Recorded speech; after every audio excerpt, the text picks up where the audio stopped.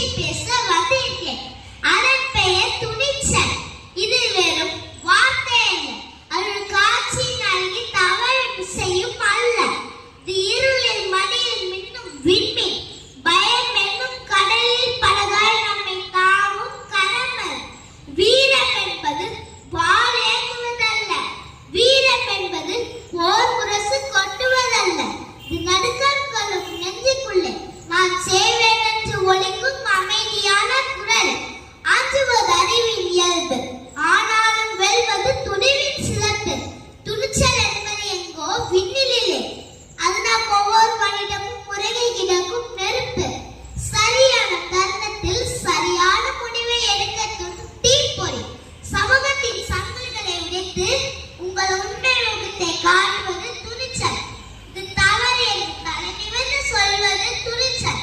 தோல்விகள் சொல்லும் போதும் மீண்டும் எழுவேன் என முழங்குவது துணிச்சல்.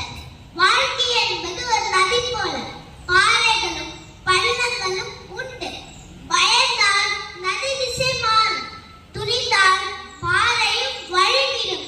துணிச்சல் நம் பாதையை செலுத்துகிறது, தன்னம்பிக்கையின் மொழியை ஏற்றுகிறது.